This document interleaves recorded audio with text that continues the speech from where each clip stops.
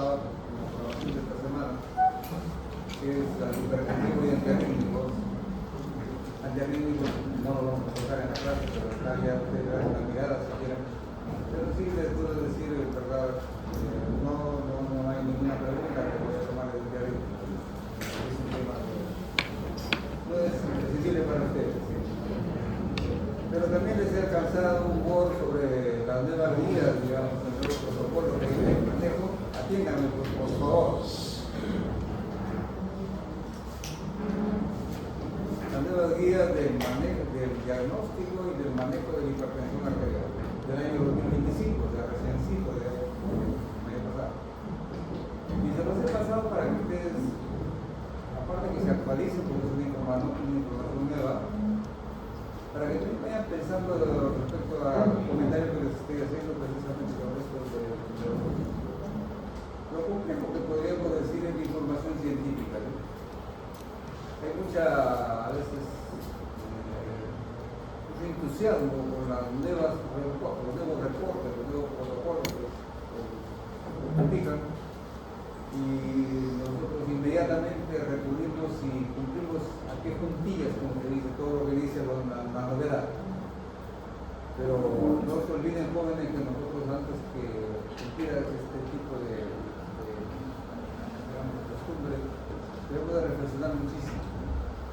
Ese nuevo protocolo realmente es diferente a lo que por ahí se considera la famosa, el nuevo reporte de la 7ª conferencia del Centro de Cardiología de Estados Unidos, que nos ha guiado por años en cuanto a cómo diagnosticar una hipertensión arterial y cómo manejarla,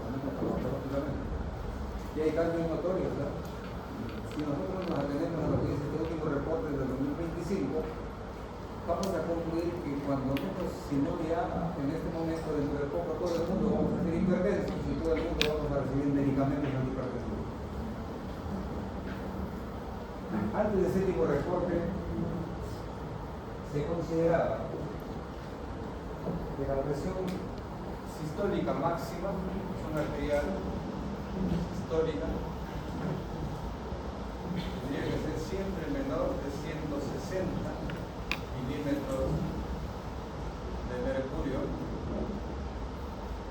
y la presión diastólica tendría que ser menor de 90 milímetros de mercurio. A propósito de esto, las unidades, por favor, internacionales, protocolizadas, aceptadas, de la medida de la presión arterial es milímetros de mercurio. Ya se ha dicho.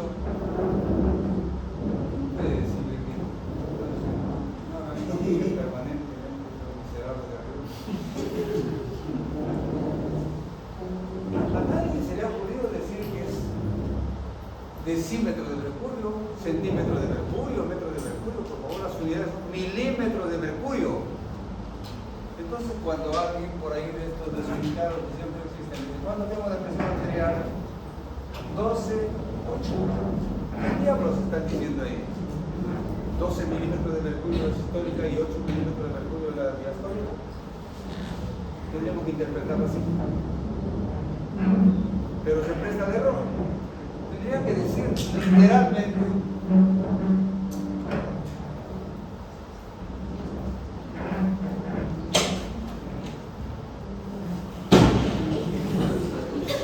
marcar esto, por favor. Las unidades de presión arterial se expresan en milímetros de mercurio. Nadie tiene por qué demonios decir 12,8, otros quieren decir tienes 13,5 con a lo mejor 90,5 con 9,5. Es una confusión, es un desmadre, pero de los mil diablos.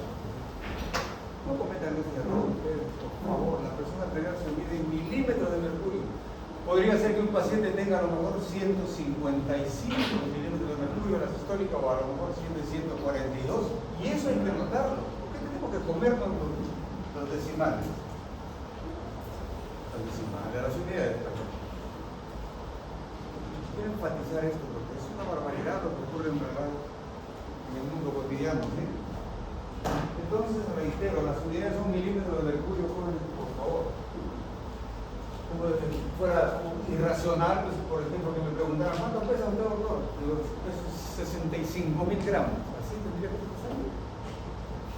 Un chavo del 8, un oligofrénico, ¿no es cierto? Para pesarme así. No, joven, ustedes no caigan en esa tontería. Bueno, entonces, eso es lo que decía el reporte antes de la 7ª conferencia del Instituto de Cardiología que guía en el mundo el manejo de la presión arterial, de la hipertensión arterial. Luego, por los años 80, por ahí, se dijo, no, señores, ahora consideramos, esto no es cierto, que ahora la presión sistólica máxima aceptable es 140, o sea, debemos tener menos de 140 la sistólica y menos de 90 la diastólica. Menos de 90 la diastólica, milímetros de mercurio.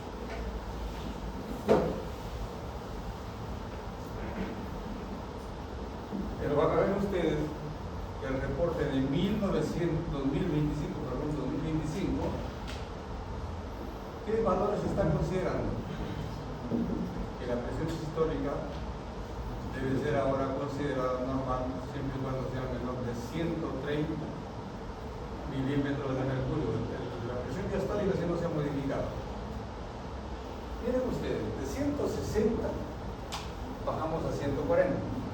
Ahora ya se postula que debemos bajar a 130.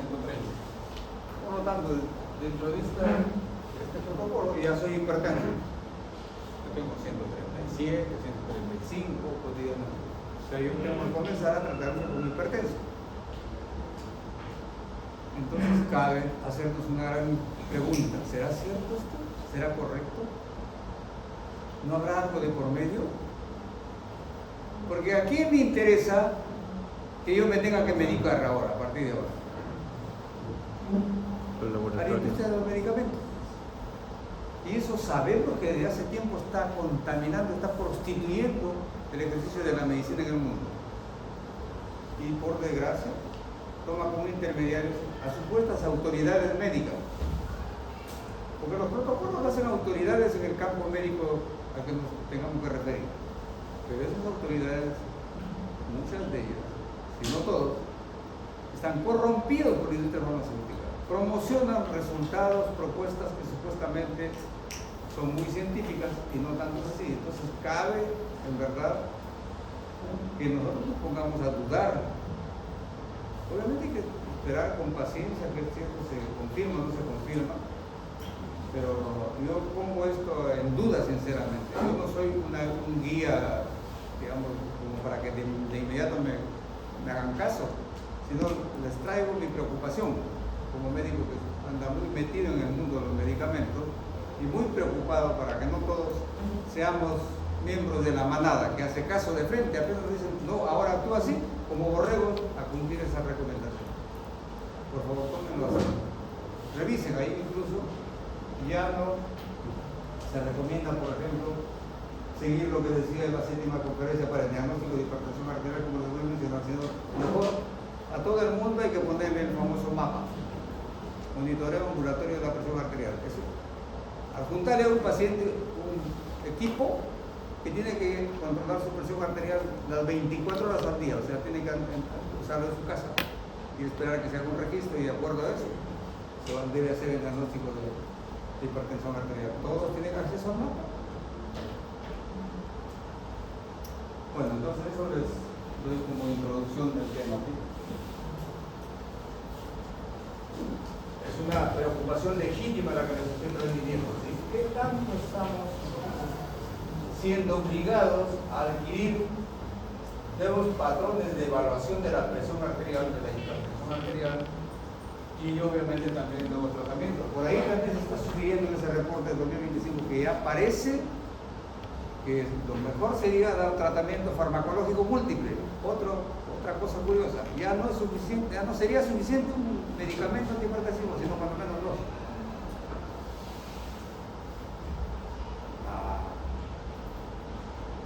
Tengo mi serie de dudas, sinceramente. Se las transmito a ustedes, porque es mi obligación.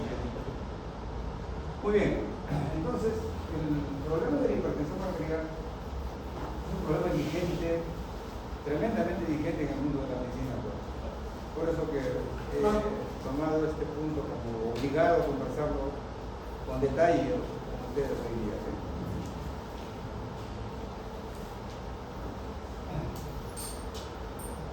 Miren, si ahora, con esta referencia del protocolo del la séptima conferencia, ya se pensaba que existía en el mundo 1 billón de pacientes hipertensos. 1 billón.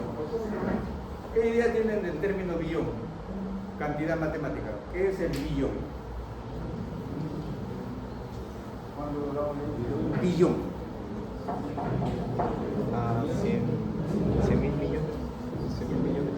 O sea, 100 mil millones. 100 mil millones. 1000 millones. 1000 millones. 1000 millones es en el mundo hispano, pero en el mundo anglosajón en el mundo hispano es 1 millón de millones. En el mundo hispano, en nuestro mundo, 1 billón significa 1 millón de millones, pero en el sistema anglosajón es 1000 millones. Cuando yo les estoy hablando acá 1 billón de pacientes, estoy refiriendo al sistema anglosajón. En el mundo habría 1000 millones de hipertensos, 1000 millones. Si somos 7000 millones de individuos en el mundo,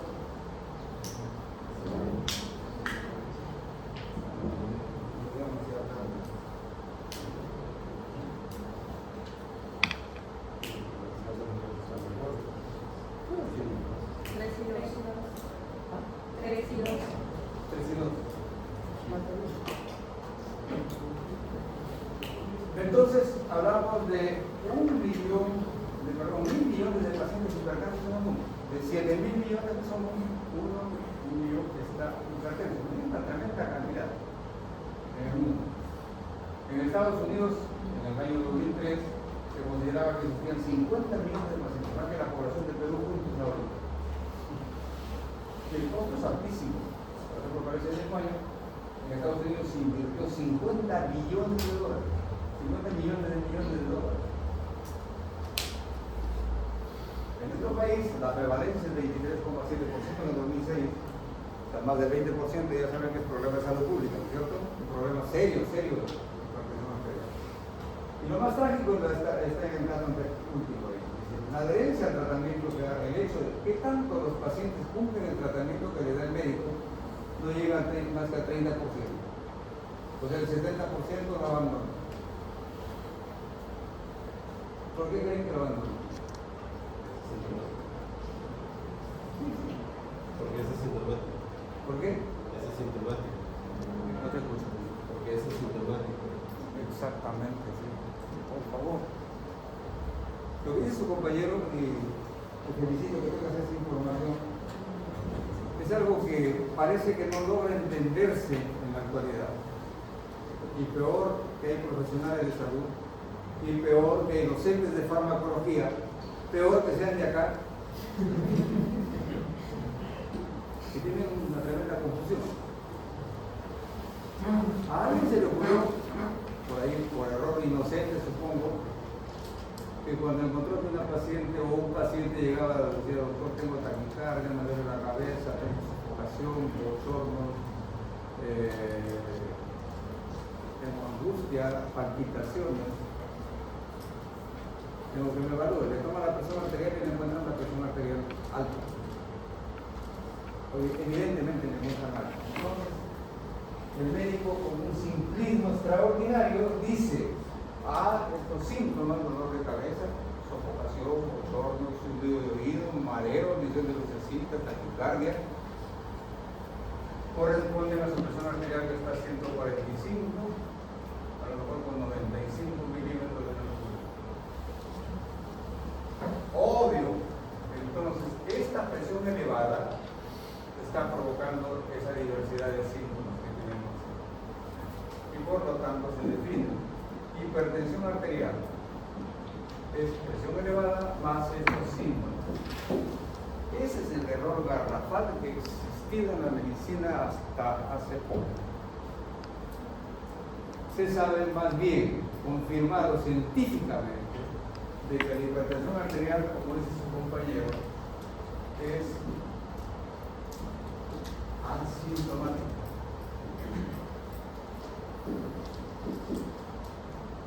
Este es un concepto revolucionario en la medicina moderna. que tira abajo esa idea tonta de que los síntomas de la presión arterial son eso que nos describe. ¿Qué pasa? ¿Por qué este paciente que está acá y que tiene estos síntomas y su presión está elevada, por qué tiene esas manifestaciones que son evidentes, son reales? ¿Qué explicaría esto? ¿Esto lo explica este valor de presión arterial? ¿O todo esto tiene otra explicación? Generalmente la persona que ha acudido acá tiene una situación de estrés. El estrés, la tensión, la angustia por cualquier cosa que está ocurriendo es lo que le ha provocado que su presión se eleve y a la vez tenga estos síntomas. No es que esto produjo esto, sino que tiene una causa única. Y estamos en un mundo de gente estresada o no. Y peor aún, algún tipo de pacientes o de individuos. ¿Quiénes son las personas que generalmente tienen esta característica clínica? ¿Saben quién? Particularmente mujeres en edad crítica. Las mujeres que están en edad pre y menopáusica son típicamente estos pacientes que tienen una situación de, digamos, un desbarajuste emocional, tienen taquicardia porque está estresado, dolor de cabeza tensional, ¿sí? Provocaciones por vasodilatación cutánea. ¿Y por qué? Porque tiene un desbalance de sus niveles de estrógenos. Es la mujer que está en pleno climaterio, lo que le llaman vulgarmente menopausia. Todas esas mujeres, en verdad, todas las mujeres que estén enfermas, lo que van a hacer es esas manifestaciones porque es su ciclovidad. En el varón, por fortuna, no ocurre eso. Pero colateralmente les digo otra barbaridad, otra brutalidad, pero canallesca. Se ha logrado por ahí establecer un diagnóstico revolucionario que dice que el hombre tiene el climaterio masculino. Y para hacer analogía con la mujer se llama menopausia, que varón me han puesto el nombre de anos. Pausa. Este es el colmo de la aberración, en muchas propuestas médicas. El Colegio Real de Médicos Cirujanos del Reino Unido, el Reino Unido. El término Reino Unido engloba, por ejemplo, países como Inglaterra, Canadá, Estados Unidos, Australia, Irlanda. Son países que están sometidos por la corona británica, que se llama Reino Unido. Todo ese conglomerado de países hicieron una manifestación pública, así, mundial, diciendo, por favor, no hay ninguna razón científica para justificar el diagnóstico del climaterio masculino y por lo tanto de menopausia. Eso es una falacia. ¿Y quiénes creen que está detrás de esa falacia? Como siempre, repito, la industria farmacéutica, que mete en la mente de muchos médicos que invente una enfermedad. ¿Para qué? Para que comiencen a medicarse. Ahí comienzan los pobres ancianos a someterse a tratamientos hormonales también, que no se justifican para nada, es un recurso peligroso. Para darse tratamientos con elementos, con fármacos psicoactivos. Para darse aportes nutricionales, como a la mujer se le dice que debe tomar alimentos ricos en fitoestrógenos, por ejemplo, el varón también que tenga alimentos a lo mejor vitamínicos y por lo tanto nutrientes comerciales. Miren, jovencito, yo creo que ustedes se pueden dar cuenta que yo soy muy enfático en esto, porque es una realidad. La contaminación de la industria farmacéutica en el mundo médico es brutal. Nos está llevando a ser tontos útiles de su negocio. Hay textos, por favor, que si ustedes lo pudieran obtener sería una maravilla. Pero entonces, por favor, insisto. Esto es lo que quiero que recuerden para siempre, por favor, como una verdad científica incuestionable. La hipertensión arterial es entonces un proceso asintomático y que enderece mucho en nuestras dudas incluso, porque ¿qué resulta? que a diferencia de las demás enfermedades, ninguna otra lo diagnosticamos solamente por un valor de análisis. En cambio, la hipertensión arterial lo tenemos que diagnosticar esperando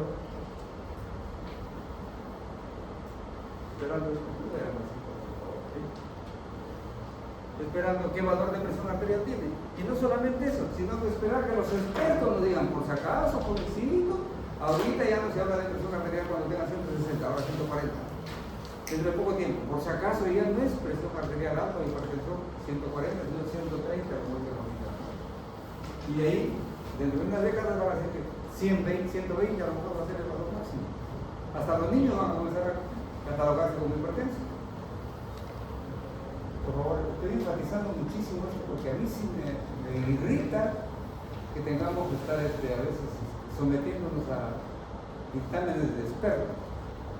Obviamente los expertos tienen su validez, pero por si acaso el valor científico, escúchenme, la opinión de expertos, ¿en qué grado de verificación creen que se encuentra?